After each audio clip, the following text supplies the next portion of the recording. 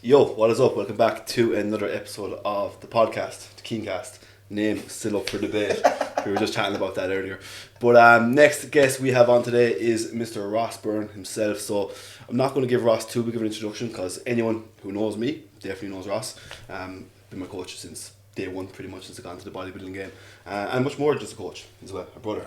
So been a big inspiration for me and my coach, and we're going to delve into that. But what I want to do is I want to kind of chat a bit about you, and not really about the past or about even bodybuilding as a whole, but more so who is Ross Byrne, just Ross Byrne, not Ross Byrne pro coach or anything like that, just what makes you you. Deep. Go for it. I love a little conversation like that. Right, I'll just try to do a brief introduction anyway, although you didn't ask for one. So I don't want to just assume that everyone knows everything about me. Yeah, fair. So obviously my name is Ross Byrne. I was born and raised in Dublin, a small village called Stepaside, which is now a pretty big village comparatively to when I grew up.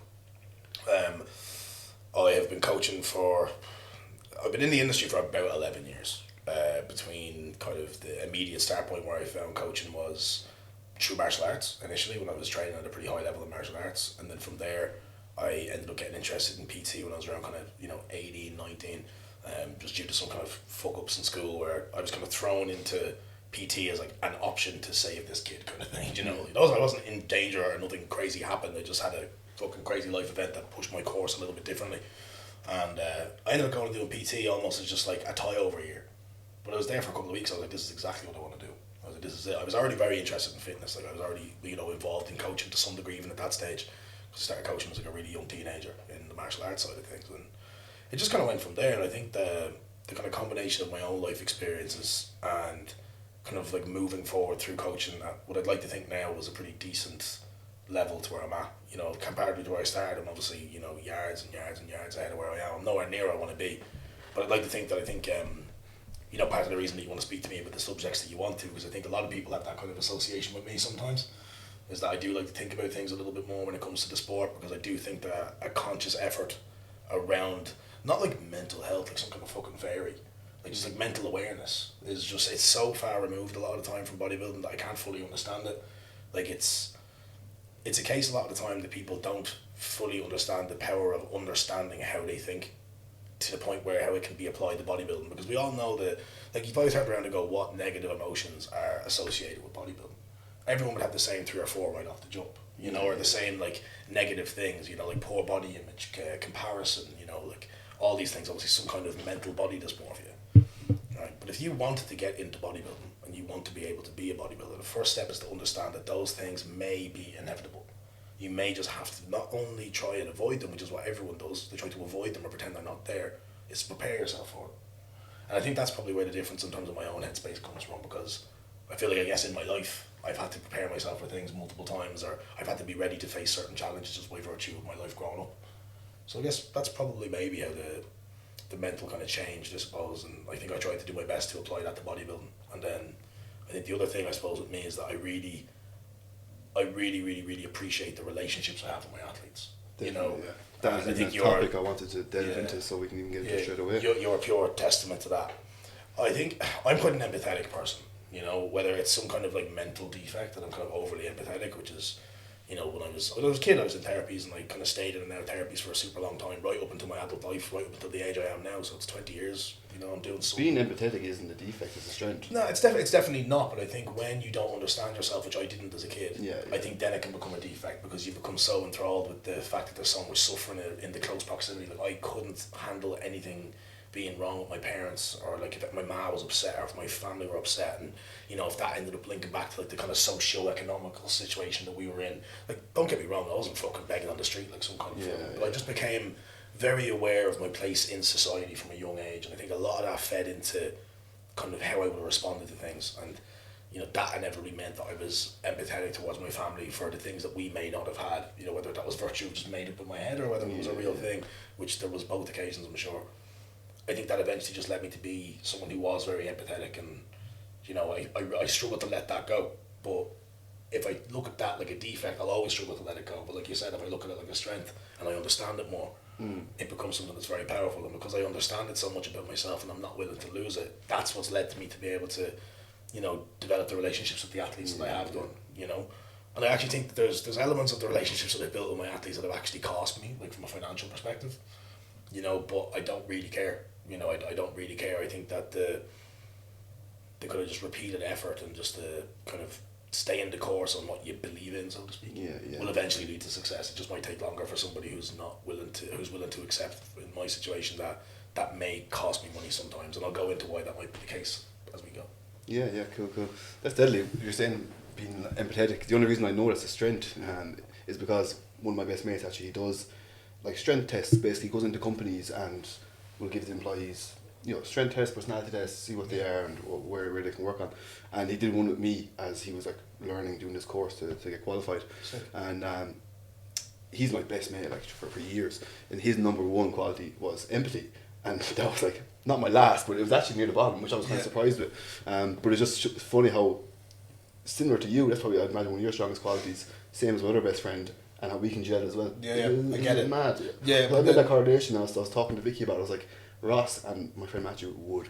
They're the same person. Like, yeah, you know what I mean? I get that. But then you have to understand, maybe two people who are like that couldn't develop a stronger relationship because I think people who are like that, and I don't want to have any kind of tone in my voice that's like making it out as if my personality is better than anyone else's. Like, that's not what I'm trying to say at all.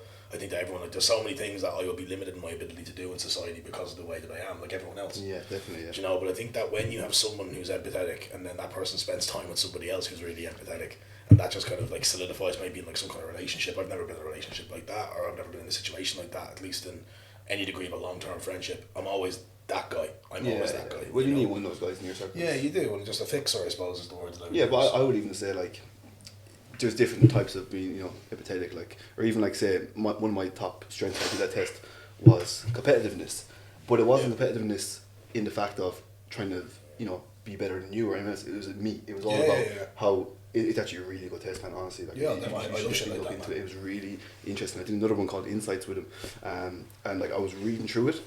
Only 2 days ago, I got the results back, and I was like, this is so accurate. This is everything I think that I can never get out and tell Vicky how I'm thinking. Sick, I had to get Vicky to read it. I was like, read this. Now you know why I think these certain things. Because I could never explain it. It's mad, it was such like just a deep dive into me. And it's just, I don't know if you can do it for free or if it costs money, but it's definitely... I don't give a shit if it costs money, man. I think that are invaluable. You know, I think the whole empathy, it's conditional empathy, isn't it? Like, it's not like, it's not empathy like, oh, anything that happens to anyone that's bad, I feel sorry for you. You know, like if you're somebody who's like constantly making life harder for themselves, I don't have empathy for you. I have empathy for the fact that you can't fix your life, but I don't have empathy for the situations you keep putting yourself in. That's the difference.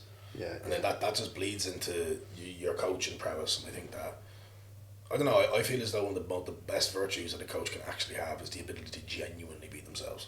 100%. Like, coach within your realms of personality. I spent a lot of time trying to be Cal. A lot of time trying to be Cal. I thought that's what I had to do.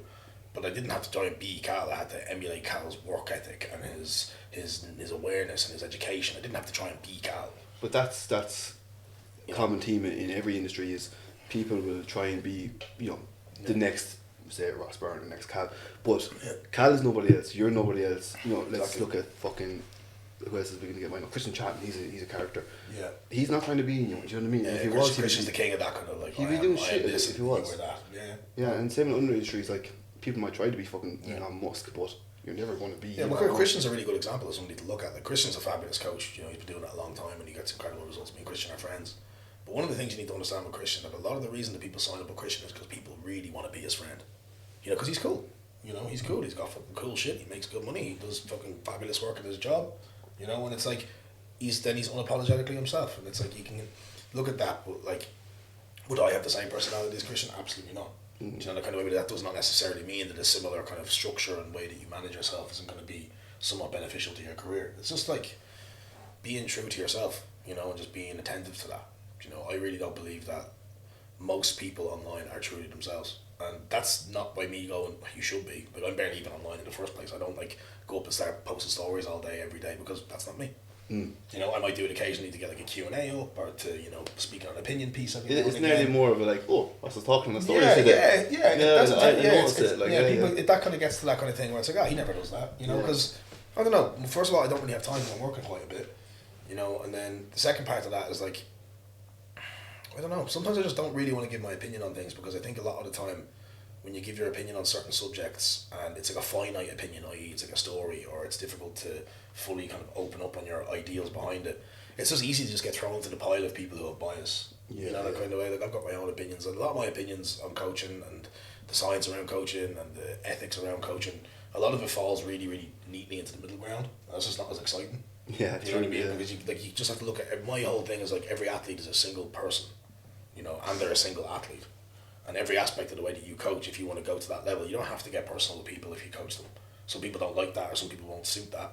I think most people do if you just kind of outline it to them, and, you know, even if your personal approach to that person is to take less of a personal approach and then build upon that. I've done that with so many people where it's like, I can tell this person doesn't want me in their life too much, and that's fine, and I'll let them kind of introduce things as they go. And then you tailor that approach, and you just kind of maneuver from there, and you just let people kind of understand that the bodybuilding and life, really. I think bodybuilding's a really cool metaphor for life, which sounds like the most fucking meathead thing you could possibly say. It's just, I've always thought about little things like that. Like, it's, even just from a training perspective, right? Like, the training in of itself is a perfect example of, you know, the harder you work, the better you get. Because there's a tangible outcome. It's like, I'm lifting more weight and now I am more big. You know, it's those things are so easy to link together, and it's, you know, looking at the efforts of something like a prep. Like, a prep is arguably one of the hardest things that any human can do to themselves, at least over a long-term period of like six months. It's arguably one of the most difficult things that you can do. And then if you look at that from a perspective of like your life, like, I remember I done my prep last year, and, you know, I'm not going to go into it and, you know, try and say, oh, this is how hard it was. I done some fucking outrageous stuff for that prep. Outrageous. Between the cardio and the drugs, outrageous. But I did it. Exactly. You know what I mean? I did it, and I'm like, I can't fucking know. I looked horrendous. You know, I looked like my body had ate itself, which it did.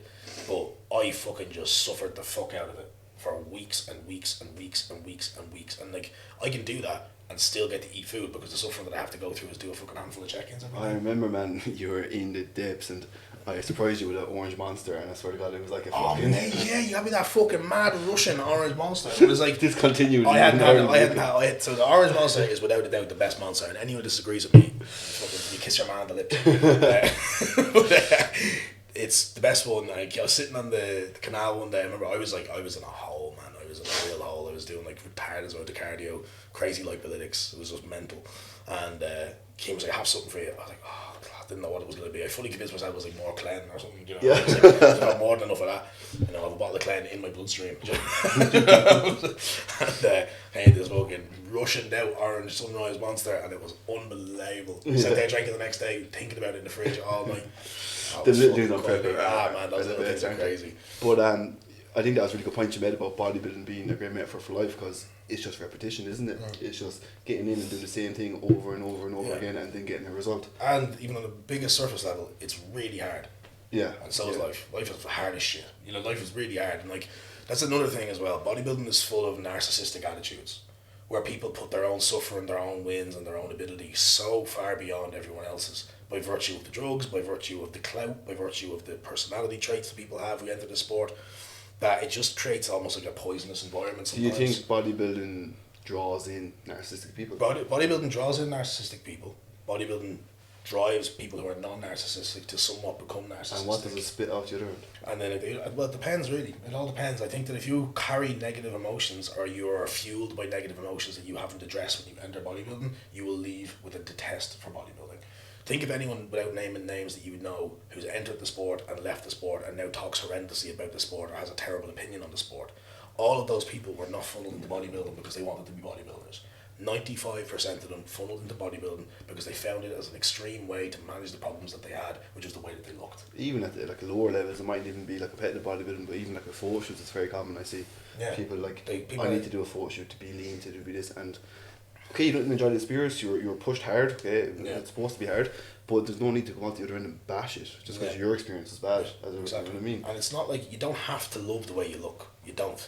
But you need to explore what you actually want to do about it before you think about the fact that, oh, I just can't stick to a fucking diet, so I'm going to put tan on and book whoever from back home to take pictures of me on the beach. Like, photo shoots can be one of the best things you can ever do for yourself if you're a non-competitor. Absolutely, and I know a lot of the audience that you have will be watching that, and it's not me trying to have some kind of plug in. It is an incredible way to get over the hump of that experience, because, you know, bodybuilding and competing is a competition. You have to win or you have to lose, right? And you're up there and you're being judged by people who you've never met, who understand this thing so much more than you. And even if you go and do bodybuilding for the experience, right? Experience what's like the diet first. Experience what's like the bodybuild later. Definitely. Two very fucking different things. And if you can manage that and you can put yourself in a situation where you can do that, you will have a better experience in bodybuilding. I talk sometimes, and it might sound like I talk down bodybuilding. It's literally my job. Bodybuilding is my favourite thing in the world. Yeah, yeah. But I do think that bodybuilding can be easily kind of diluted by some of the aspects of it, and it changes people's opinions of it, and it can derail the course for a lot of younger people who are going to get into bodybuilding now because of social media. People who are coming into bodybuilding now have the opportunity to be the best athletes who ever lived, with what we know. Have the opportunity to be the safest athletes that we've ever had because of what we know. And they have the opportunity to look at things with so much more information than we've all ever had before, to be able to give themselves the best experience they can, whether that is to go into it and be good at it and enjoy it, or to stay away from it. This isn't for me, yeah. Yeah. And that's why I think you mentioned the photo shoots. I think they're great entry level kind of. The same as me, what we did together. Do you know what I mean? Yeah, I remember it all. Right, come to you, let's do a photo shoot, and that's when I was like, okay, I kind of enjoyed it. I like this prep kind of stuff, and it's doing the thing without actually doing the thing. Do you know what I mean? It's as close as you're going to get to it. Yeah. Give yourself that bit of kind of, you know, I suppose. It's all about you. Do you know what I mean? At the end is celebrated no matter what. Yeah. It's very hard to celebrate coming last in a show. It's very, very hard to celebrate it, even if it's your first time. It is. It's really hard to celebrate. I know, yeah. You know, because you're setting this up for your family, or you might even, like, I know my first show, like, I had my whole family there, my ma there, my brother there. I fucking didn't know what I was getting myself into, and I fucking bottom end is the second call out. Like, it's like, how do you even like quantify that as anything as a good experience? Now, don't get me wrong, some people will be able to. I fucking loved it. I loved it, and I knew I was like, that's it. I want to be in this. This is the thing I want to do. And obviously, the thing I ended up doing within bodybuilding changed dramatically over the course of a couple of years. But I was always on the course to be doing the thing that I was supposed to do, which is coach. So was Ross Byrne, who first competed as a bodybuilder, was he thinking, I'm going to be a bodybuilder and a coach second? Yeah. Oh, bodybuilder. So when did I first compete? 2017, 2018? I don't know when it was around that kind of time. I did the RBBF Spring Classic, which was actually held in Waterford that year. And up to date, yeah. And then I did, what else did I do? I done fucking PCA Ireland then in Belfast a couple of weeks later. And I got into it by virtue of my relationship with Larry Doyle. Yeah. So Larry Doyle, if anyone knows Larry Doyle, which they probably do, they'll know him as he's the affiliate thing. So Larry, if anyone doesn't know, throwing Larry under the bus here, was Ireland's biggest meathead for a while. He was the man. At least in my head, he was the man. Yeah, I remember even when I first kind of started into the big Larry was the man. And Larry looked after me a lot. Larry really, really was that kind of initial compass setter for me. Yeah. You know, he really, really was. He really took me under his wing. He coached me for that first show, and then he mentored me for no other reason than he wanted to. You know, he put me in contact with a lot of really cool people. If it wasn't for him, I wouldn't say like Cal would have ever known who I was. I wouldn't have got certain jobs that I'd gotten over the course of the last couple of years. So big respect to Larry. But he ended up prepping me, and I loved the entire experience. My family hated me prepping. They hated it. You know, back then I was immature myself, and I had a real problem post-show, a real binging problem. Really, big fucking binging problem. But I don't sit there and hate bodybuilding because of it. I hated myself at the time, but I guarantee you, had I been told or had I even just done the research myself, which was much harder to find than it is now. It's fucking everywhere now. Be careful when you go to bodybuilding. It's really hard. You know, it's like it's everywhere. Yeah. It should be plastic before you get to it. It is really hard. Yeah, it's very, very difficult. You know, and you might find yourself hating yourself. You know, that kind of thing. So, you know, I think my thing is like just go into the whole process prepared. I suppose. You know, I think with the whole post-show thing there, and you know, obviously you know more than me because you've coached a lot more athletes than I have. Yeah. But like the whole binge post-show. Obviously, you want to avoid it, but if you've been there, you've gone through it, you've learned, and you can then relate. And it's kind of like, I don't say, obviously, don't fucking binge post show if you can help it, don't. But but don't kill yourself if you did. Don't kill yourself if you did, and then at least that way, if you are a coach as well, or even if you're going to compete again, it's the experience. You know what I mean? Okay, it's your first fucking show. That's the biggest thing with coaches that coaches need to understand is like, so when things go wrong, like this might be a little bit diverted, but it falls into the post show binge thing. Like, when you have an athlete who has gone off plan, right? Be that by virtue of a diet and they fucked it up or whatever, for whatever reason post-show, and they've really, really overdone it from 24 hours in the immediate window post-show. The last thing that person needs to hear is how stupid that was. Yeah, definitely. The reason that they came and they told you and they sent you that 17-minute long voice note explaining why they did it and how sorry they are is not because they're trying to hide the fact that they're okay with it. They don't need you screaming down the fucking phone at them. They don't need you giving them shit from a message perspective, just saying you lazy this, you fucking this, you did that, because it happens. You know, you'd make sure that, but then the contrary to that isn't like, it's okay, my little petal. You know, go over there and fucking wipe your tear with a Starburst and then eat it. It's like fucking, like it's not this fucking super far contrast to the other side. It's right. This has happened. Let's accept it. Let's write it down how we feel. And let's try to avoid this because this is not going to allow us to move forward from this the way that we have planned. You know, there's a free meal a week in there. If we need to bring our food up, we need to find another route, then we'll do that. But let's just figure it out. I'll call you in the morning. Yeah. Right? That's how you manage these problems. And it's like, people don't fucking see that. They don't see that. And that's part of the reason why it's fed into the experience of binging and negative issues in the first place. Because you understand, I spoke to you privately about this loads of times. I'm fully convinced that this is going to be a banging reel, by the way. All cameras on? Nah, I'm only fucking around. But nah, I'm fully convinced that one of the biggest predicators of an athlete's success, and success being an open term, but if we make it a bit more specific, likelihood of having these things happen, these like kind of difficulties that we all know, is oftentimes massively predicated on the coaching experience. And that's going to be the attitudes of the coach, it's going to be the process that the coach takes, it's going to be the effort of the coach to deliver a service. It's all going to be fed into, and it's all going to be the experience that that person has. Because if you think about it, right, we are all in any kind of, you know, system that we find in, whether it's a prep or school, there's an authority somewhere. Yeah. When somebody is prepping with you, you're the fucking authority. You're the fucking Monday, Tuesday, Friday, Wednesday, Thursday. You know, you're the everything. You're the entire shit. Because they're then going to look at you. You're the fucking messenger.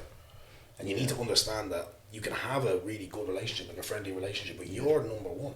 Your call goes, and what you say to them and how you speak to these people and how you layer that prep forward. And I'm not saying to make preps easy. Preps have to be hard, and if you're not willing to work hard, go fuck yourself. Do you know, that's it. Like, that's full on. Just like go and figure something, go do ballet. You know what I mean? That kind of thing. But if you're exactly. Go and have fun. Miami that one where everyone gets a fucking card in the fucking goodie bag. Ridiculous. But like the way that you drive that person forward, especially like with your niche, which are going to be earlier stage competitors. Like, I'm lucky that a lot of the guys I work with are like from fucking pro, Olympia level, all the way down to, you know, kind of really good amateurs. And you know, the way that those individuals experience that first couple of years of their bodybuilding journey is fucking everything. And I feel that with every person who responsibility comes on your shoulders. Responsibility. I'm like, I could change the course of this person's perception of this entire sport. And that might seem a little bit fucking heavy-handed, but it's true. That is 100% exactly what look at like you.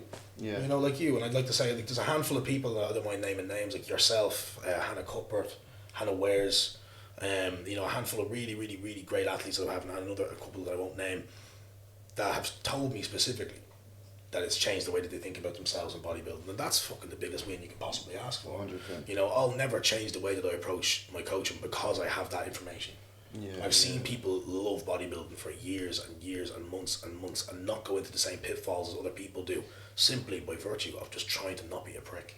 Yeah, I always find when, like, I have a new client come to me, or even a client that's been with me a while, and we obviously have a good relationship, but right, it's time to prep, and it's like, okay, it's not just my responsibility to get this person meal, it's my responsibility to make sure they enjoy it and they have a good time, and that they know it's their decision too, do you know what I mean? Right. And but also that if I say we're doing more cardio, we're doing a bit more cardio. Right. So it's kind of about finding the balance.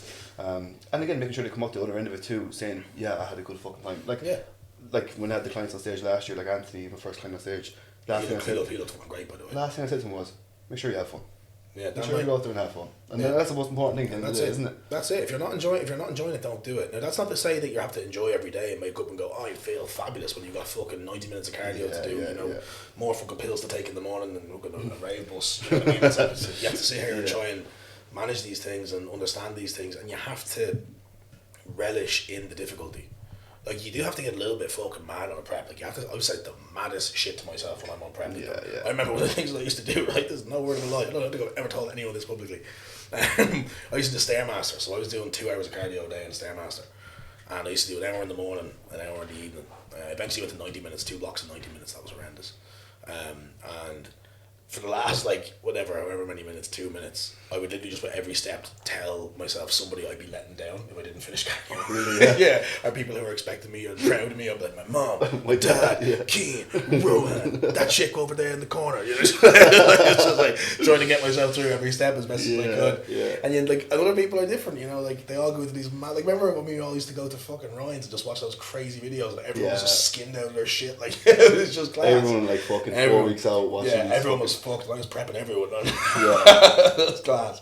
Be a man videos. Yeah, Masculinity, be a man fucking all videos. this Fucking stuff. just Andrew Tate telling us to go and fucking smoke cigars. Yeah, Fuck's sake. But That's it's just one of those things, man, where I think a lot of entry level coaches and just even entry level athletes, like anyone now who's coming into the sport, even in the sport now, in any capacity, has the ability to really, really, really create good experiences for people. And I think where any of my frustrations come from is when people don't do that. So it's why I get so frustrated over terrible drug advice.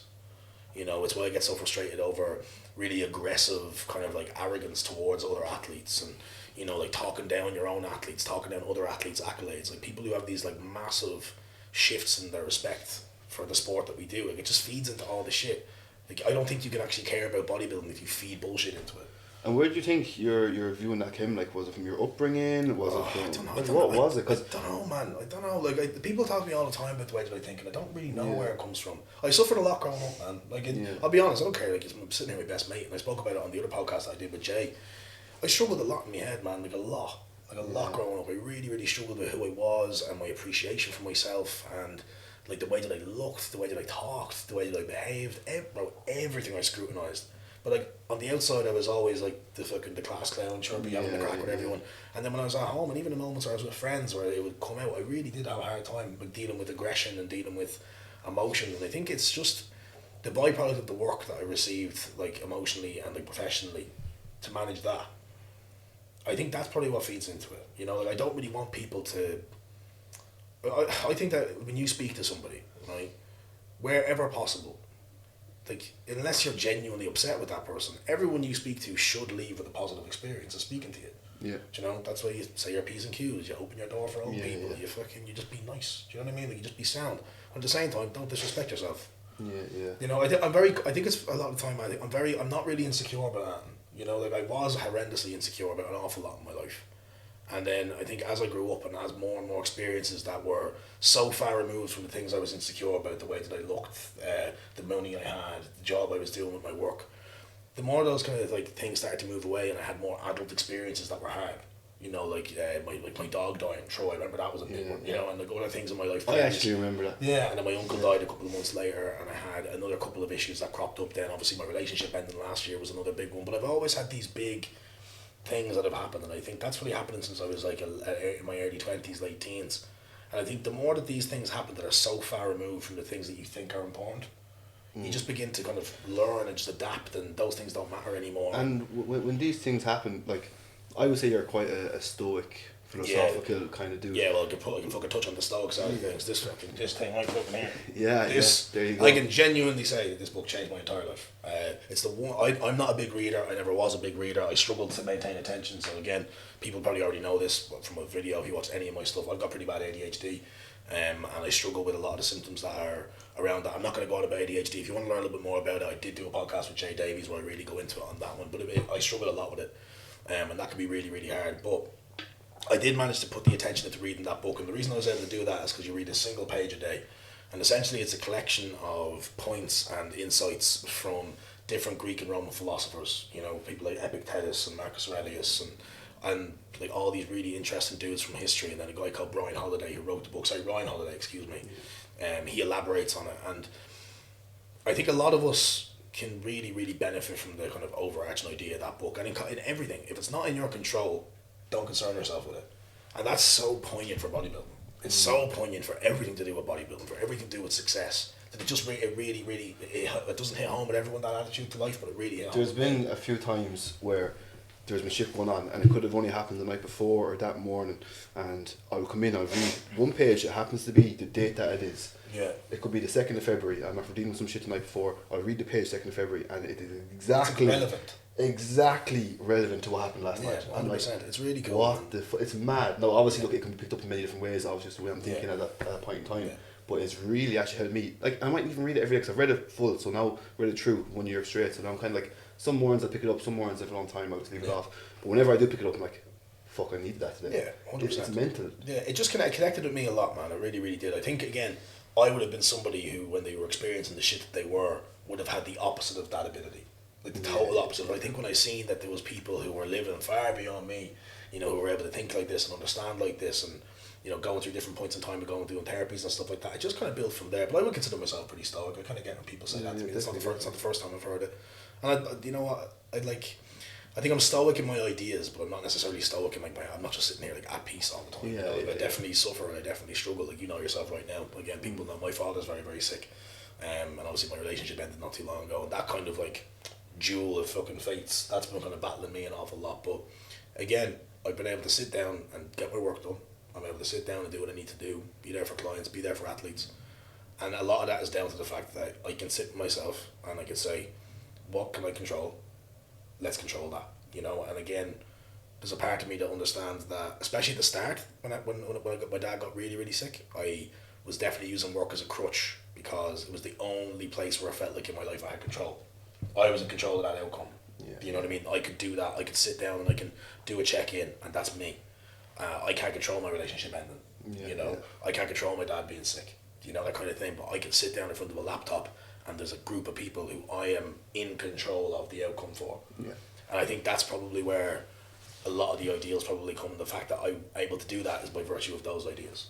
Is that kind of what can you control? Only pay attention to that. And that's really, really helped. Massively helped. Particularly this time when my dad's gotten sick again, and obviously he's on the way out, unfortunately. But one of the things that I think has helped in that, it's actually one of the very first couple of them in it. It's this really, really long one. I can't remember exactly what it is. It's definitely Aurelius though. But honestly, I recommend anyone to read that. Yeah, I really, really do. Especially if you're struggling. Especially if you're you don't necessarily want to try therapy, or maybe you're a fucking 22-year-old dude and you're fucking therapy's gay. Yeah. Because for some people therapy's gay. Do you know what I'm saying? For some people it's I don't mean literally. I mean it's it's just not their thing. It's not. Not what they. That's not happening in therapy. Don't worry. Just come out stoic and queer. This really weird thing happened. He bent me over. Nah, so he's a big up all the homos and all, but at the same time, I just think that it's really manly as well. If you're a dude's dude, I consider myself a dude's dude or a man's man, but at the same time, I'm not a man, I just consider myself it's a really manly thing to read them. And if you haven't read the book, there's even Instagram pages, the Daily Stoic Instagram. That's the official Instagram of that book.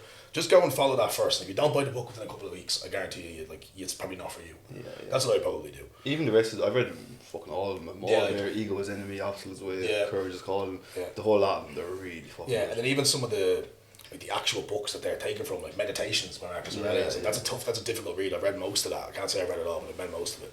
And essentially that's just a broader spectrum of his ideals, who I think has the strongest ideals out of all of them, but that's just me being a philosophy geek now, which I'm not. I'm not by any means a philosophy geek. I love that book and that's about as far as it goes. Cool. So outside of the bodybuilding and chat, what else interests you? What is it what keeps you taking over? Obviously the dog. I was about to say that. I'm doing a hit piece on my dog. I love this dog. So this dog changed my whole life, to be honest with you. So my dog is a big part of my life, and I don't mind saying that. He's my best friend. I'd be in a way different position in my life. It might seem a little bit fucking cliche to talk about a dog like that, but I'd be in a way, way, way worse position in my life if we didn't have this dog. Well, there's a reason he's sitting near between us. Yeah, he's just chilling. Who else has a dog that is? When I see Ross, you see Rohan. He's just always around. He's always there, and it's the same thing. I'm sure when I speak about the relationship I have with my dog, it's the same way everyone thinks about their own dog if they really love it. It's they're always there. They have they're never angry at you. They're always happy to see you. And that's a really powerful emotion to always be experiencing, I think, is someone who's always happy that you're there.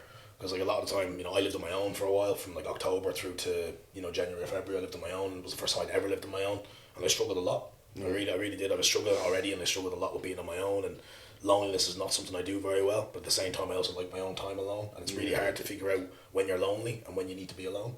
It's a very, very difficult battle to be in, and I remember I was in that. And I think being able to have your own time, but at the same time have the company of something like a dog, it allows those things to be the same thing. So, I love having them around, and it just makes people happy. Rohan makes other people happy. You'll bring Rohan out for a walk down to city centre for 20 minutes. It takes me an hour and a half. Because everyone stops him, and he is so happy to see everyone that I'm never ever going to say no to somebody who wants to say hello to him ever. It just doesn't happen. So he's definitely something that I'm interested in. I love music. I'm a big music head. I love R&B music. I love country music. I love Irish music particularly. I'm a massive Irish music fan. I'm quite a proud Irish man like yourself. That's what me and Cian get on. We're both very, very proud Irish men. It's not a racist thing, by the way. We just love Ireland. We're sitting in England right now. So before anyone starts getting a little tip tap on, fucking shit out. I love Irish music. I love R&B music. You know, I have a very limited spectrum of things that I care about. You know, bodybuilding is one of the things that my career and my life. Like, I kind of think, I kind of have to look at my life as like one big thing sometimes. You know, it's like, this is like, it's not a bodybuilding life. I'm just... That's it. Like, people like say to me, like Cian O'Brien, coached by Cian, like, I'm kind of just coached by Cian. It's kind of just, like, it's not my job. Like, yes, I sit down, like, I pay from it and I do it, but it's what I want to be doing. You know what I mean? So I don't look at it as work. No, I struggle to look at mine as work as well. It's just my life, you know, and part of my life is that I do this service for people. You know, and again, obviously, that is by definition a job. You know, that kind of way. It's just like not looking at it directly like that. My family are a big one. I'm very, very, very close to my family, you know, and I struggle to be away from them, especially now. My family are very important to me, you know, and a lot of the work that I do and my kind of financial, in fact, all of my financial goals are very rarely centered around my own wants, because I struggle to care about money, I really do. Or at least I don't like the idea of caring about it so much, because it always leads me to think negatively if I think about money too much. And on that topic, sorry, just put in, I'd imagine a lot of coaches coming in now, it's all financial gain. So a lot of it is, I want to be this person, that person, you know, for the money and for the status. What would your advice be to them, I suppose, or how do you feel as though because you didn't have so much of a financial focus for your own good but for your family good, it has served you better? Yeah, for sure. I think that is like my lack of attention around money at times. Not so much that I almost like not think about money as if like I already have some, I don't need to think about it. It's nothing to do with that. I'm not arrogant with money, right? Because I don't have a lot of money. Like I do very, very well to give me the life that I have. You know, that's about as far as it goes. But I'm not like fucking jet setting, and I know a lot of people see me traveling all the time and they see me go to all these places, but fucking I pay for that myself. Do you know what I mean? Like, that costs me money to go and do them, and I do a lot of that out of virtue of care for the athletes. That's what I was saying, that the care for the athletes at the house and it's cost me money. You know, because like someone might pay me X amount a month, I could spend 5 or 6, 7 times that just to go see them for the weekend. But I don't give a fuck. I don't mind. You know, because I do think again, experience over everything, and eventually I'll have so many people who are having so many experiences that I'll make the money that I want. You know, that's where I look at it. It's like an eventuality thing. Bigger picture kind of. Yeah, bigger picture kind of thinking, I suppose. But like, could I be more attentive to money? Absolutely, because I'm shit with it sometimes. I'm terrible with it. Not that I'm just flaunting it. I'm just terrible at knowing where it is. You know what I mean? That's something that then it's like people are like, oh, but you're a pro coach. You have to be very organised and everything. I have moments like every other fucking coach does where I don't know my arse from my fucking elbow. Do you know, like it happens all the time. Again, whether it's the fucking the brain works or just by virtue of like everyone having those problems. Do you know, I can tell you that Cal has those days. Everyone has those days. Do you know, and it's like. Everyone just needs to understand that everyone's in a somewhat level playing field. I think it's cool what we're doing here. We're kind of breaking down the barriers between the upper and the lower. As in, like, when I first came in, you know, and say like I had never met Cal before. I've met him a few times in passing. Like, he's just a normal dude. Do you know what I mean? Normal dude, man. So many people who you're intimidated by, and I get the intimidation. It's not like a scared intimidation. It's like I'm aware of all the great things you've done, and when I'm in your presence, all I can think about is how great you are and how far away I am from that place. That's really what people are thinking. It's not actually intimidation.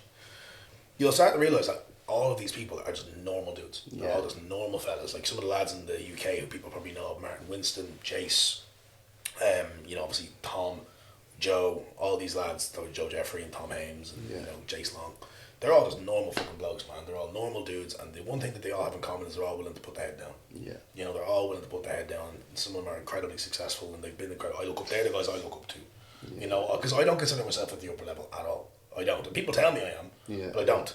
And I feel like I'm aware of the gap between maybe, you know, me coaching Dan and coaching Yemi. To comparatively to someone like yourself who's coaching like but I don't consider myself above you. See, I would say there's probably 3 barriers. Say there's probably 3 barriers in society: upper class, middle class, lower class. I'd say there's, I don't want to say lower class level coaches, but entry level coaches, younger, starting off. There's that, and then there's maybe my level of coaches, and then there's maybe your level of coaches, and within those levels there's obviously fucking, you know, sub levels. But I would say there's 3 main levels. But then people that are in this level think these people are, you know, fucking, you know, the best thing ever, and can't even imagine what the people in the top level are like. But I'm in the middle now, and I can just say everyone's just a fucking normal dude. Everyone's a normal that just started off the same way you're starting off. Dude. And the moment that anyone in those brackets identifies themselves as somebody in those brackets, in a sense that if you're at the top end and you're like, I am the top end, you know, that's when you don't become a normal dude. That's when you don't become a normal dude. That's when you see things get fed into itself. That goes for athletes, it goes for coaching, it goes for everything. Then the moment that you become so centered on your position, and you kind of dominate through your position rather than dominate through your ability, then you're fucked. You know, like and that's kind of where my thing is. Excuse me. I could bring an athlete from amateur all the way to Olympia. Fucking hell, I could get an athlete to win the Olympia. But if they didn't enjoy the experience of working with me, it doesn't matter. Yeah. I mean that. It doesn't matter, because like, I'll post it on Instagram, like, X won the Olympia, or X won this show. Like, oh, fucking, he's sick. But then 2 weeks later, that guy was like, I fucking hated every experience. You were an arsehole the whole time and I'm leaving. Yeah, it's not And what that, I've immortalised that through a photo on my Instagram. You know, that might get 200 odd likes. It's like, I want to immortalise the relationships with my athletes through the conversations that we have and the experiences that we have. Like, me and Joe and Yemi went over to Spain, or me, Joe and Hannah went over to Spain last year. That was unreal. Yeah, it was deadly. All of us in Derry. You know, I was going through probably one of the hardest shit I've ever had in my life when I was over in Derry. But we had the fucking crack the whole time. We had a great time. We had a great time. Josh was there. Big up, Josh. Smoked Media. Obviously, Massey, you're here. You know, enemy lines and all that. But Josh is the man. Josh is the man because he's my friend. You know, more so than anything else. But look, I think that if people can just, I think a lot of coaches and a lot of athletes and a lot of people in this industry will really, really gain a lot the moment they start to truly look at people as people. Definitely, yeah. You know, because even when you get like hate on, man, so much people talk shit about me all the time. There's currently a subreddit about me. You know, and it's like, those people are not doing that from a place of I'm settled in my life. They're not. So I feel bad for them. I'm like, that is so shit that you feel the need that you want to go and do that. And it's not like a patronising, oh, I feel bad for you. It's like a genuine thing, man. I can't look at it like you genuinely hate. You don't know me. You don't know me to hate. So many people say they don't like you, or they don't like the way you are, or they don't respect you. You don't fucking know you. Obviously, those people have no idea, so their opinions of you are so invalid because they don't know you. You know, there's very, very few people in this city right now who know me. Yeah, it's you and the lads who know me. You know me. Beyond that, in the UK, Cal knows me. The lads on the team know me. Beyond that, I don't care what anyone else thinks because they don't know me. You know, and nobody knows you, and nobody knows anything about you until you allow them to know things about you. And what I want people to know about me is that I give a fuck about you when I coach you. It's my biggest, I always say, kind of my trait with coaching is relationship building. Like my client Anthony, again, he came to me just a consultation call, just a client, and he's one of my best mates. Best. Look at us. Yeah, exactly. Yeah. You're my best friends in the world. And that's like, I kind of see like that. I suppose grapevine, is that the word? You know, kind of drip fed down. I have with some of my clients what I have with you. You were willing to do that because you learned that it's a thing. Yeah, you know, exactly. And that's what I want to do. I didn't realise it was a thing. And I wouldn't have realised if it was a thing unless I got coached by you. I was only talking to Massey about how the last time, or when the first time I came to Manchester, I think I met you once, like in passing, at the Irelands by chance. No way. Remember that at the Irelands ages ago? Yeah, I did. I had the blonde hair. I do remember. The blonde hair. I do remember. Literally by chance, you were there. I was there. Talked for like 10 minutes, and then I met you in Manchester for maybe 2 hours, and then the next time I come over, I stayed with you for 3 days. Yeah, I remember that. Do you know what I mean? I do remember that. Yeah, I do. Yeah, it was mental. I do remember. That's mad. It's like, I don't know, man. Like it's fun, bro. You know what I mean? Like I sit there myself. Like you do get the odd person like don't develop relationships with your clients, which I think now is a lot less parroted. Like you don't really. It's fucking hard not to develop relationships. To be honest. So hard, bro. It's so difficult. Like it's like fucking like a lot of my clients. I think again one of the things with me as well is a lot of my clients are the same age as me, so I rarely tell people my age when it comes to coaching. One of the reasons being is that coaching is often an older man's game, or at least from the far-fledged realms of social media. A lot of people will say that if you're only this age, you can't be that good, which is fair. Yeah. You know, because it is fair. There's a level of experience that comes with age that people need to respect. So it's like a lot of ends up happening is a lot of my clients are the same age as me, or they're 1 to 2 years old. They're really they're in my spectrum of like I know what your life is like. Yeah. You know, so I think that by virtue of that alone, you just end up becoming really, really close with people. Like even my very first call with Yemi was a half an hour consultation call. We were on for 2.5 hours. Yeah. I instantly connected with him. Instantly. I was like, this guy's cool. He's fucking slow tuning mode a bit like I have. You know, and it's like, let's go do this thing and let's get you sorted. And, you know, whatever it was, a couple of weeks later, he went pro and we've been like that ever since. You know, Yemi came and lived with me, you know, and you just do things for people, man. And I think it'll always come back around. Like, there's things that I've done that, like, probably from a financial perspective, people shouldn't do. You know, like, I've put clients up for, like, months and, like, paid for places for them to stay. And I don't know, I got a lot of leg ups. You know what? This is probably it, man. You asked me a question earlier on about where all that comes from. It's probably from this. I got a lot of leg ups when I was in coaching, and people really helped me just for the sake of helping me. Yeah. And like one of these, I remember when I worked in the gym Southside, Sandyford, or Southside Gym Sandyford, whatever. It keeps changing its name. Southside Gym Sandyford now. Barry, who was someone I'll always talk to at a really high level. I was very sick. I got really unwell when I got to Asia and I had to fucking get in bits with this issue with my immune system.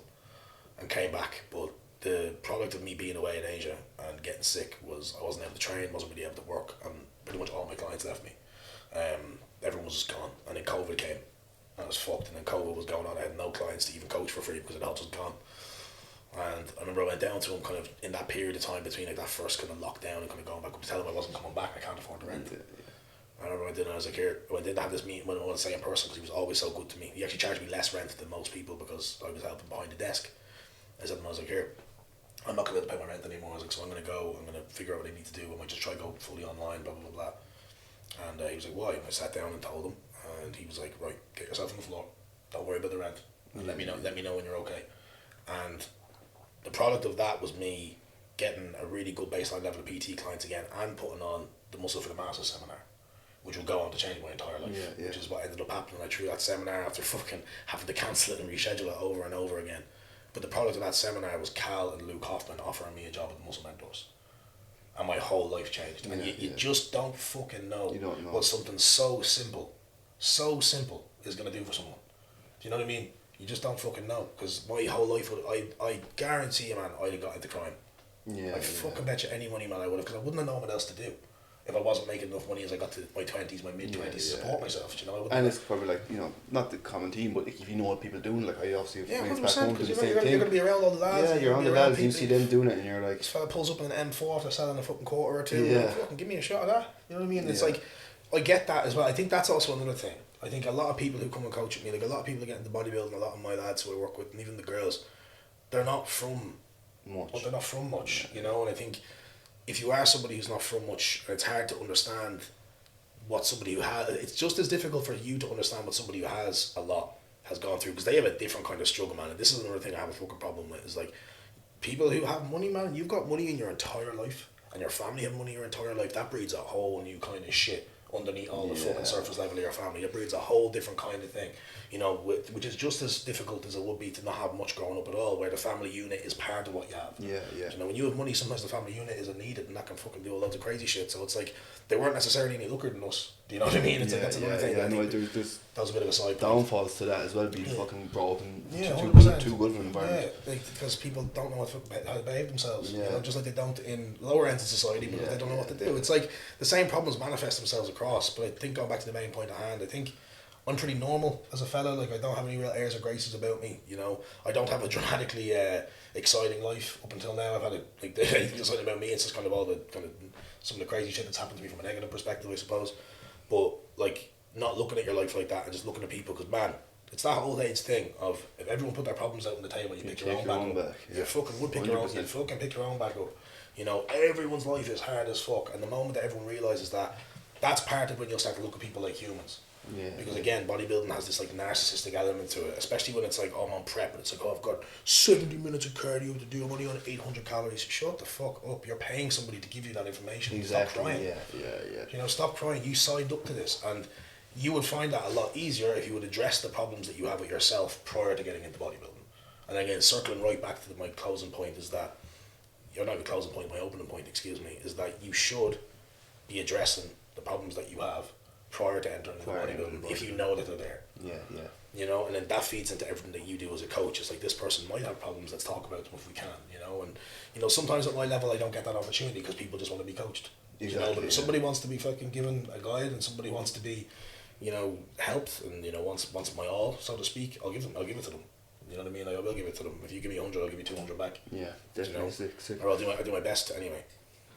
What, going slightly different direction, I suppose with bodybuilding get a bit more popular back home, everywhere, obviously the rise of bodybuilding. Particularly back home. Particularly back home. There's obviously more and more coaches coming up, and there's definitely a good few coaches making a big name for themselves back home, but not too many coaches making that big of a stamp, across the pond or in other places. And I'd say you probably are leading the way in that. Like, to a certain degree. I know, look, I get it. In the UK, no, I get it. Irish prep coach, who do you think in the UK? Probably Ross. You know what I mean? Like, realistically, you do.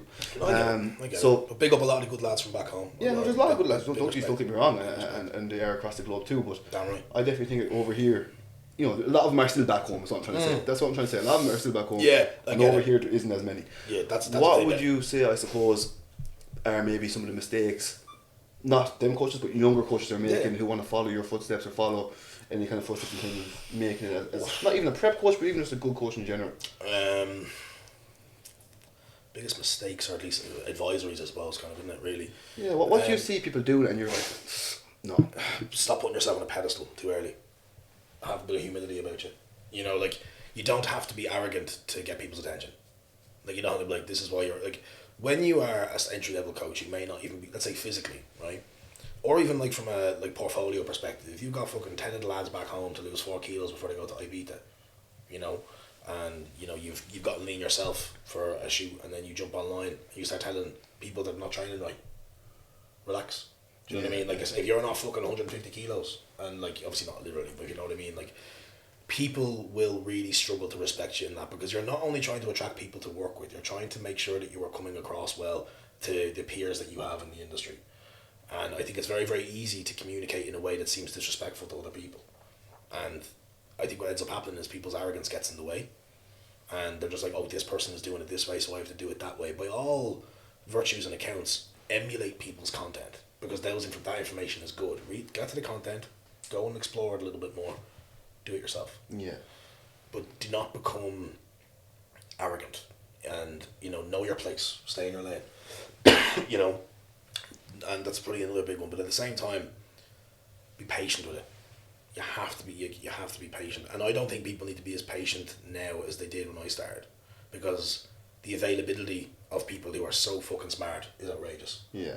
Outrageous. There are so many smart people, so many. Like, that's part of one of the reasons that I actually stopped getting into the really heavy education side of things. I was trying to be, like, universally educated of everything: biomechanics, human physiology, drug physiology, you know, training dynamics, all this kind of stuff. But then people just became so fucking smart. I was like, what is the point? Yeah.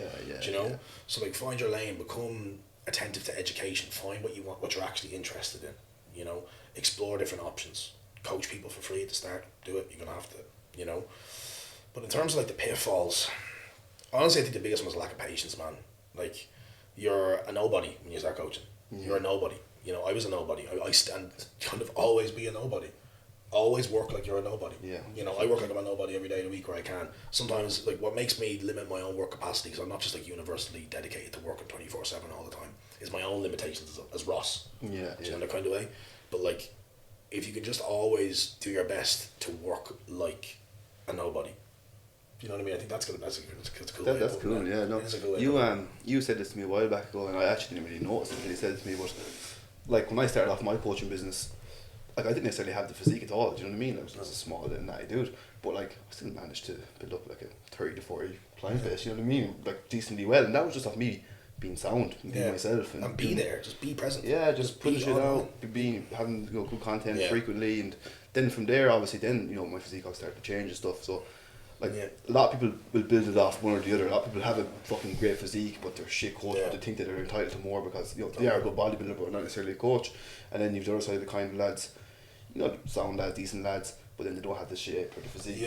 I get that. And don't be afraid to ask for help either, man. Ask for help. You ask for help. You signed up for coaching, but that was you asking for help, and that ended up changing the course of your career. Massively. The biggest thing I've ever done was signing up with you, and like, it was a mentorship, and that's, I keep saying this to people, like, I didn't go straight to a business mentor, like, because I didn't know how to coach. That was my next point. I didn't know how to coach, so why was I going straight to a business mentor? I went to Ross, who taught me how to coach pretty much.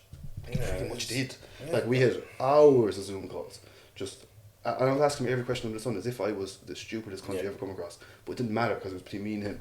Do you know what I mean? And I think younger coaches need someone like that where they can be stupid too. Do you know what I mean? And it's like the dumbest thing you can do is say you know something when you don't. Yeah. It's the dumbest thing you can do. Like, that's stupid, because then you just waffle. And there was times in my career where I found myself, like, just waffling around answers because I didn't know the answer, rather than just accepting that I didn't know. And then the other thing, like I said to you, is just focus on being good at your job. You don't need a business coach out the gate. You need to be, at least, like, the whole reason for using a business coach, from my own experience now, let's be fully out there as well. I obviously work under a team. Yeah. And that team supplies the business coaching aspect of things. And I'm very lucky that consultation team, which is Ben Hawksworth's team, who are incredible at what they do. Absolutely unreal. That has been massive to the elevation of the entire pro coach business. And I can't take that away from, so I'm not saying not to do it. But that is something that we only looked at as a business when the level of income that was coming into the business and the level of draw that was coming into the business was fucking massive. Yeah. Do you know what I mean? So it's like, if you've got 10, 15 clients and you've been coaching 6 months, fucking unreal. Way more than I ever got in 6 months. Yeah. Took me about a year and a half to pick up 11 clients. Do you know what I mean? And it's like, take your time with it. Go and speak to other coaches. Ask questions. Don't be afraid to DM somebody with a question. That's it. Like what I just do is I just look at it like objectively, like what was I doing this time last year, and what am I doing now? And that's the only time I'll ever. And what are people that you want to be like? What are they doing? Yeah, exactly. Like, what are they doing, and what have they done? You know, don't be afraid to pay for someone's time. Jesus Christ, people are so averse to paying for time. I think paid consultations aren't even a thing anymore. Yeah, people don't seem to do them. Oh, no, I do. I do them when somebody asks for them. Yeah, you know, but like, they were a big thing at the time. They're unreal. I've done fucking consultations with John Jewett. I've done consultations with Jordan Shallow. I've done consultations with Cal loads of times. Luke Hoffman, fucking everyone. And it's unreal. It's the coolest shit ever, man. It's so cool. You sit there and you come up. I have this question, and you explore it. And like I didn't have like this fixed curriculum that I studied. You know, like I suppose my immediate interest in, or at least awareness around things like drugs and physiology came from when I really started looking at female physiology, which was, if anyone's been following me a long time, well, that was a big thing for me for when I first started, kind of really getting into the nuts and bolts of what I want to study. And it just all went from there, you know, so just like find what you're interested in and just put the head down, don't get too ahead of yourself, be humble, ask for help. Just be sound. Yeah, you know, just be sound. Just be sound. And if you can do that, and if you can repeat that process over and over again, you'll eventually find that success is kind of inevitable. You know, it just might take time. It might take long, but I'm hoping we can do it really short, snappy, concise. I'll do it. Someone who is just starting off as a coach right now and wants to get to say where you were. Right. 60 seconds. What did they do? Okay. Step one, find somebody who they admire and ask them for help in whatever way they can provide it. Yeah. Right? Whether it's a paid consult, whether it is mentoring, whether it is you going and shadowing them on the floor doing PT, which is what I did. Yeah. I'm just trying to think about exactly what I did because I suppose the only experience I have. Exactly, yeah. And then other things that I wouldn't do. Eventually go and do that and be really irritating in how much you want off them. Like keep asking questions. Don't be afraid to be annoying because the people who give you that information, you should be happy to give it to you. And that's what I found with Larry was he was happy to help me. So that would be find somebody who you appreciate, who you admire, and try and work from them, or even go and work for somebody for free. Yeah, definitely. I did that. I was like, let me work for you. Like, you don't pay me. I'll just come along, and that eventually led to Larry bringing me around. You know, I just go on random experiences with him. Do that kind of thing. Focus on your own training massively. Build a physique. I don't care what anyone says. You need to look good to be really good at coaching and to be respected. 100%. You need to walk the walk. You don't need to look like a championship bodybuilder, and you don't need to do gear. You don't. But if you want to go and be a bodybuilding coach, there's a handful of things that you should do. You should bodybuild by virtue of even just hobby. Yeah. You know, you should train, you should look after your food, you should look after your health. Don't try and give people advice that you don't know yourself. Don't virtue signal. You know, don't put yourself on a pedestal too early. You know, don't allow yourself to be hung up on where you are relative to everyone else. Be excited by the climb that you have. You know, the climb excites me, it excites the fuck out of me. You know, and every time when I was at the bottom, the climb excited me. It frustrated me at times, and sometimes I was knocked off the ladder, so to speak. You know, but because I'd been up that ladder before, it was a lot easier for me to climb up it again. No, I feel definitely that's kind of where I'm at as well. Yeah, definitely, that, like you get to a certain level where I'm starting to prep clients for shows now, and you want more of that, but you also can't neglect other check yourself, bro. You still check yourself. You still say, okay, no, I'm not there yet. You know what I mean? Check yourself. Ask yourself hard questions. Yeah. You know. Don't surround yourself with yes men. That's another big one. Like I said, focus on your own training. If you are really, really young and you want to be a bodybuilding coach, understand that your capacity to be a really well-respected bodybuilding coach might not come for 5 to 10 years. You know, because you will have to spend some time. But if you're 18, 19 and you know you want to be a bodybuilding coach, you're going to have to look at least a 7, 8, 9 year plan to get you to a point where you're at the higher levels. 100%. Like, even for me, at times I'm coaching now, like, look, you can say 2019, but I wouldn't really count it as seriously. Like, I was doing a bit of PT in the gym and I was trying to get the online stuff off, but I never really went all in on it. But you could say, even if it wasn't 2019, what's that, 5 years? I'm 5 years deep. Yeah. Do you know what I mean? Like, people would be in it 2 years and think they should be fucking top of the game. Yeah. I'm 5 years deep and I fully understand it would take another 5 years to get there. What happens is, by the time you step up into an higher end of the game, you realise there's a lot more left in the game than you realised the first time. You know, the kind of way, like, you step into the top end, you're like, this is way harder than it was when I was back down there. So enjoy where you're at now. Like, enjoy being able to go and find people who are at a level that you can speak to, experience with. I would not necessarily kill, because I'm very happy where I am now in my career, but I would love if I was in a situation where when I entered the industry there was the same level of awareness and social media capacity that there is now, because you can easily overstep 2 or 3 years here in your development as a coach, just by virtue of what's available almost for free. 100%. Like even what doesn't even sound that long ago. Even like 2020 when I was kind of getting into it, like it was all the same. there was fuck all in comparison to what there is now. There genuinely was. Like even just bringing it back to where I'm from, my hometown. Like there was one other online coach, and then I started, and me and the lads were just messing content the other day. We counted 18 off the top of our head in a small town. It has gone crazy. But like if there's 18 online coaches in a small town, you can imagine, how much more information is out there, and just how the whole industry has propelled exponentially. For sure, man. It's just one of those things. Like you just have to stay patient with it. You really, really do have to stay patient with coaching, and at times I wasn't patient while trying to be patient. So I'm not like. Again, I always try to make sure that I'm not putting this a tone across that I'm better than anyone, because I'm no different than anyone watching this podcast. I've just done the things that I've done for longer than they have.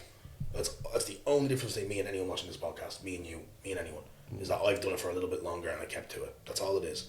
And I fully believe that if people can just continue to take the steps up, they'll eventually get to the point where what they deem success is, be it working with bodybuilders, be it working solely photo shoots, be it working with kind of widespread plans and kind of like photo shoot challenges, whatever it is for you, it'll come. But you have to get really good at that thing to expect yourself to be respected for that thing. Yeah. You know what I mean? Success and respect are two very, very, very equal measures. They're oftentimes moving in that kind of correlative space. They're both moving together. The more your respect goes up, the more your capacity for excellence goes up, because you're only going to get respect by being excellent. Do you know what I mean? And like, I suppose for me, I've just tried my best to be focused on delivering results on stage for people. And by virtue of that, I've been allowed into some of these social networks of people, like all these big up bodybuilding coaches in the UK. They didn't let me speak to them. They didn't introduce themselves to me because I was a nice guy. They introduced themselves because I was in a respected position. Cal gave me a job as a bodybuilding coach, and I showed them that I was good at bodybuilding. And for that, they respected me, and I respected them in the process, and I still do.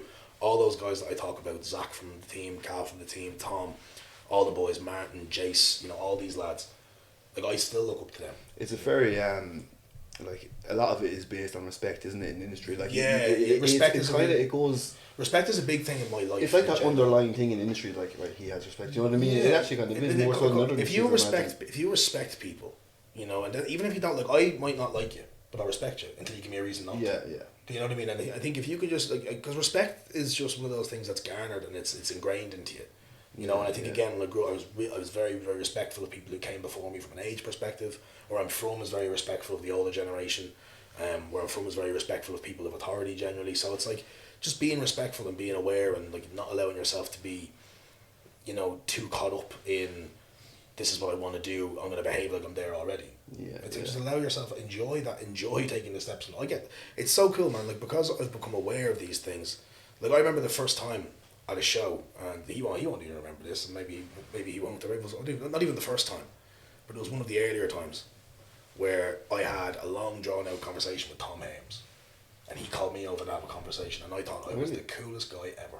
I thought I was cool as shit. It was one of the Arnolds, I think, where Yemi was doing really well, and obviously I produced a result that garnered my respect. Yeah. And I came in, and they just entered me in, and we had the best crack, and I felt like one of the lads. I felt like I was part of that. I really did, and I still do. And now me and Tom are really good friends. Tom coached me for a while before I had to fucking back it up fairly quickly. Me and Martin are really, really good friends. Me and Jace, I always say Jace is the second most Irish bodybuilding coach in the UK. Jace's mother is Irish, so we have that joke. He's a good lad, and like these are bad lads who, if I needed help, I could bounce opinions off. Zach has become one of my best friends. Zach is the most mental person I've ever met in my entire life. I love the bones off him, and I don't know in what other scenario I would be as close to a man in his early 40s. Do you know what I mean? And we have the same job, and we have the same material ideals at the bare bones of it, and it just means that you get to see these cool people, and we respect each other. Respect will take you so fucking far in the fitness industry. You respect the people who run the shows. You respect the people who you don't like, because you don't want to put them in a situation that they take their dignity away. Like I've got loads of coaches who don't like me, but I wouldn't go up and tell them, even though I want to. Or I wouldn't go up and kind of back my opinion known in public or post it online, because a client of theirs might see it and they'll be like, that's why is he saying that? Is he better than X? Like I don't want to feed into other people making any kind of experience or making any kind of assessment towards somebody. So I just like to try and, whether I like you, whether I don't like you, I'll respect you. Until if you give me a reason not to respect you, I'll tear you down. That's fine. But there's very, very few people who I don't respect in the fitness industry. There's a handful, but there's very, very, very few people that I don't respect. I think even like people who are in different lanes of the fitness industry, like whether it's like the more kind of influencer lane or like the short snappy reels and stuff we'll talk about, the people that do it well, fair fucking play. Yeah, look, Killing everyone's trying to get their bag up, bro. Everyone's You know what I mean? everyone's trying to make their money. Even like Rob Lipsett, like I respect the Bro, fuck out of mad Rob. respect for Rob. First man to ever do it. You know what I mean? And you hear like I remember people thought he used to train in Rock Fitness in Dundrum. I was never a member there, but I remember people when I was living around that area because I'm from not too far from Dundrum. I'm from Stepside. Meeting people, they were like, "That fucking Rob fella, who's that guy who keeps recording in Rock Fitness?" Yeah. You know, so the earlier stuff. Now look at him. Yeah. Look at him. Yeah. You know, he's absolutely smashed it. And massive fair play to him. He's unreal. But like, I just think that if people can be attentive to, you know, maintaining their morals, just respecting other people, like you just should, like you just should be. Just be a good person. Just be sound and just try and be respectful and like, but at the same time, don't be a fanny. Yeah. Like, don't be a fanny. Don't be a pushover. Don't fucking ever be a pushover. You know, that's the one thing you don't do. You don't lick anyone's arse to get where you want. That'll only get you so far. That'll only get that, like, licking someone's arse only gets you to their butthole. Do you know what I mean? Yeah. That's as far as you get when you lick someone's arse. That's it. You're not going to get to their brain. You're not going to get to their experiences. Do you know? And a lot of the time people can see through that, especially in the fitness industry. You can see when somebody is only associating with you for what you have to offer because of who you are, or to say to other people that they associate with you. I had a bit of I didn't actually tell you this. There was a bit of a thing going on there. I thought another fella was poaching my clients. Now where he wasn't. I don't know. But like, I just text straight up. I was like, you can say something about me or whatever. I was like, just don't come after my business. I was like, whatever, you just don't do that, because it was like, no, look, it could have been just a common team, whatever. I don't know what people was leaving to go to him, whatever it was. But there was dots connecting there somewhere. And again, look, I don't know. Like, you had a reasonable enough suspicion. Yeah, and I was just like, it's respectful. Like, just don't disrespect me in my business. Yeah, do you know what I mean? Yeah, that's the thing I thought, because I've had a handful of problems with people in the industry. Literally one or two. Again, the one or two people who I don't necessarily respect very much, and I don't not like them. I'm not going to go after you. I just don't respect you because of the things that you did. You know. And there was one of them particularly that I was like, nah, that's drawing the line. And a lot of the times, the reasons I don't respect people is nothing to do with how they coach. It's everything to do with how they are. Yeah, how they go about maybe building their coaching business. Or how they go about, or how they just, their behaviours. You know, like, just have a little bit of respect, man. You know, like that's the big thing. Like if a client leaves you, or if you're like, for example, so Dan, who is that freak Olympian, freak pro that's hopefully going to go to the Olympia that everyone has seen on my Instagram, because he's currently the most talked about men's physique athlete probably in the world. When he left Alex Toplin, who's another top level Olympian and a really good guy, and someone I spoke to, I messaged him. And I said to him, I was like, you'll never hear this as anything other than a team effort. You know, you were part of all this. I'm taking them up for the last couple of weeks of prep. That can't be taken away from you. I appreciate everything that you've done. If you need that, let me know. I've done that as well, and even on a lower level with clients. That of course you do, even at the lower level. I've done that. I've texted other coaches and said, just so you know, this person who I know used to be coached by you, don't know if he still is coached by you, is after messaging me for coaching.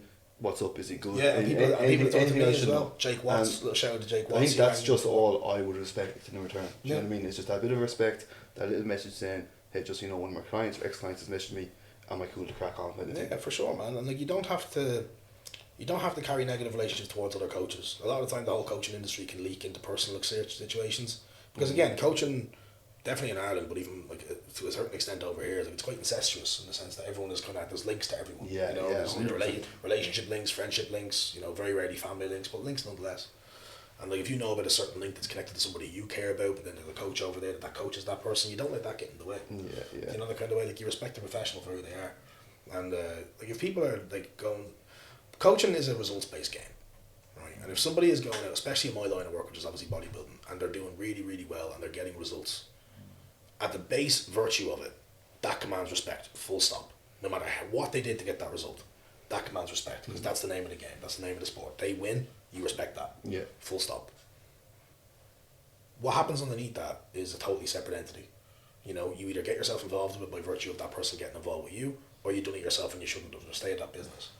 Do you know, like, there's a lot of that shit going on. You've seen it. Confrontation rarely lands at your feet. Yeah. You know, the kind of way. The confrontation is usually brought upon by yourself or brought to you by somebody else. I think it doesn't happen when you have a bunch of juiced up, ego-driven, fucking bodybuilder coaches that are kind of, you know, at each other's necks. It's so easy to do, you know. And like, it is a case that some people behave like absolute children. You know, some coaches do behave like absolute children, and that's the reality of it. And like, you know, let them behave like children. You know, you don't actually. There's again a massive point in Daily Stoic, which I think is huge for fucking everyone in this industry. So many people ask me my opinion on things that people have said privately, things that people have said publicly, things that people are saying. But my answer is always the same. You don't have to have an opinion. Yeah, true, you know, true. You don't actually have to have an opinion on anything. You know, you can just have an opinion on the things that you care about. But like, if something goes against your ideals, like your biases, what you believe, like, who gives a fuck? You know what I mean? Honestly, who cares? What one person is saying that they do comparatively to what you do. Just keep doing your thing. Just stay in your lane. Yeah. Do you know what I mean? Like, and if oncoming traffic comes into your lane, then you're going to have to deal with it. You know, whether that's a person disrespecting you, whether it's an issue with the client. But in the meantime, just stay the course. You know, be respectful, stay the course, take your time. You know, don't flatten out the engine, so to speak. Sick. Right, one last question. Hit me. Advice to Ross Byrne 5 years ago, getting into the coaching game, or trying to make your name, and then also, where is Ross Byrne going to be in 5 years' time? So Ross Byrne 5 years ago, I was 5 years ago. I was broke in COVID, absolutely broke in COVID and sick. What would my advice have been to myself then? See, it's hard to come up with advice that's tangible to that person there, because I know what happened to that person. You know, I know, because I am that person. But advice maybe to someone in a similar situation, 5 years, what would you say? Like I said a second ago, stay the course. Stay the course. Don't let anything, like, for example, COVID happened. Like, I remember COVID did happen. I had a small client base towards the latter end of it again, and lockdown again. It's like, right, I can't afford it. Right, sweet, I'll take the furlough, coach them for free. Stay the course. What can I fucking do? Because I just said I couldn't afford it. Well, yeah, you can afford it, you rich prick. But by virtue, like, I remember doing that. Like, that was like, right, I can either not take the money for the coaching, which honestly wasn't going to be that much more than the furlough anyway, or the COVID payment. I say furlough because I'm in the UK for some reason, but the COVID payment wasn't going to actually be that much different at the end of the day. I was like, right, just don't worry about it. If you can't afford to pay, sick. If you can't, don't. Yeah. You know, kept coaching them because that kept me coaching. That kept you coaching. It kept me coaching. It kept me doing the things that I had to do. You know, can't train. I was obviously very lucky to be in a position that I bought that fucking hack squat for nothing, and I built a gym and that yoke. I kept training. You know, it's just stay the course, and I think I just keep doing what I was very lucky to have a super supportive family. Like, my mom was mega supportive. Like, even when because I many times on the road, I was like, I'm done with this shit, man. Like, I can't do it. I can't be making no money. I can't be the clutching out like 250 quid a week.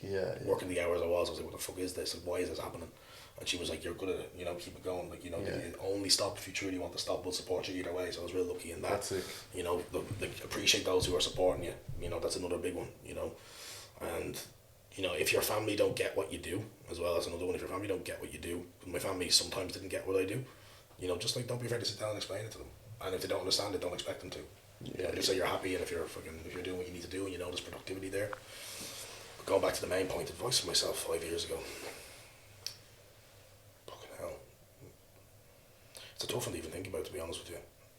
I would say, like I said, stay the course. And I think that's a good enough point. I think this. Stay the course kind of encapsulates everything. You know, like, just keep doing whatever you can to keep it going. I wish I read that book 5 years ago. There you go. There you go. You know, only focus on what you can control and play less Warzone. Bro, I do fucking 5 PM to 5 AM every day. Don't do that either. As long as you're moving the needle forward, it doesn't have to be an inch or a mile. As long as it's going forward, and like that's what I say to everyone, even people that are starting off their coaching business or whatever business is going to be, just do one thing every day. Yeah. Just text one person, or post one story, or whatever it is that day that's going to move the needle forward. Do it, because you don't want to be stagnant. That's something you don't want, and definitely don't want to take a step back. So whether it's an inch or a mile, keep it going forward, and over time, them inches can define the miles, and it's the accumulation of all the inches. It's that kind of idea of, like, you know, challenges are very rarely walls, and more likely speed bumps. You know, when you have to look at challenges, like you look at speed bump, you might have to slow down a little bit, control your pace, perceive a caution, and then fucking fly out the gate again. You know, but the moment you start looking at challenges like brick walls on the road, there's not much you can really do about it except go ahead first and hope you come out the other side. Do you know what I mean? So it's like, if you start to look at challenges a bit more like speed bumps than you do roadblocks of a wall, you know, you'll start to be able to learn how to prepare for challenges. And every time you have a challenge and you go over it, you're more prepared for that challenge happening again. Do you know? So it's like just looking at things like that. And then last bit of the question: Ross Byrne in 5 years' time. I would hope to. No, Yemi was on the podcast and he said he had won the Olympia. Yeah, to be honest, I would say that I'd like to think that Yemi will have been in the top 3 in the Olympia. I would like to think that I could possibly have already had a handful of Olympians by that stage, multiple. I'd like to have 2 or 3 Olympians on the year every year, at least. I should have 1 this year, at bare minimum 2 if we can pull it off with Yemi. And then, you know, having a handful of Olympians every year and just watching my roster of pros build up. And again, just by virtue of being smart about it, I'd like to be making a significant more amount of money than I am now by virtue of my work, because that's what should come as a virtue of your work. Yeah. You know. What else would I like? I'd like to be in a house by then. I'd be own my own house. I'd also like to have a child at that stage, to be honest with you. I'd like to have a baby. Over the course of the next couple of years. You know, I always said around 30 would be nice, but I'm willing to extend that after. I would like to be more involved in Pro Coach from an investment perspective. I would like to give Cal more of me to help Pro Coach grow. Whether that was like a financial investment, an occupational investment, whatever it was. And I'd like to be able to do that. I'd like to be able to continue to let Pro Coach grow, because I owe Pro Coach a lot and I owe Cal a lot. And I want to be able to continue to keep serving that brand and those people who are involved in that brand as well as I can. And then I want to take all the lads along for the ride, and I want to make sure the yous are all looked after, and whenever yous have a problem in coaching I can help, and just, you know, I'd like the product of what I'm doing now to multiply, really, in the kind of summation. I want to keep doing what I'm doing now. Just on a bigger scale. On a bigger scale. That's really what it is. And I'd like to be in a situation where I'm having more conversations like this publicly. Yeah. You know, where I'm kind of doing conversationalisms, I suppose, around this kind of topic, and, you know, just kind of spreading the word that bodybuilding isn't as treacherous as it's said to be, but it can be even more so treacherous than it's said to be if you're not prepared for it. Exactly. You know, going back to the first point, isn't it? Yeah, really, it is hard. Damn right. What do you think, Rohan? And he should hopefully be popping loads of sprogs and making me mad money off. Yeah. But yeah, no, that's it, man. I think it's a good podcast. Yeah, that was It's a different side to it, like, you know what I mean. People don't know what Ross Byrne for sure, but man. it's the longer format stuff. I think you can really. Yeah, man. Yeah, I get that. Get your opinion out and get, you know, different side to you that people don't know. Yeah, I get that, man. It's been fun. You know, I like being able to have these conversations with people obviously know less than you and your brother. You know, the kind of way. And while I'm still filming, I suppose. Are we still in recording? I think we are. I was like, how proud I am of you. Ah. Yeah, you smashed it. Don't get emotional. Don't be a bitch. Leave it when it's off now, but I'm mega proud of you. You put the head down for the last couple of years, and now you're living in your own gaff with a beautiful girlfriend, with fucking good people around you, you know, where you want in your own space, and you're building a business that's flourishing even though you're in a different country, away from your family. And I'm proud of you, mega proud of you. Appreciate it. Good job. Well done. Thank you very much. You're welcome. Good work. Right, that's it for another podcast episode. Please like, subscribe, comment, all the YouTuber shit, share it around, and tag me, Ross, Rohan as well. Damn right. And see you in the next one. Peace and love. Peace.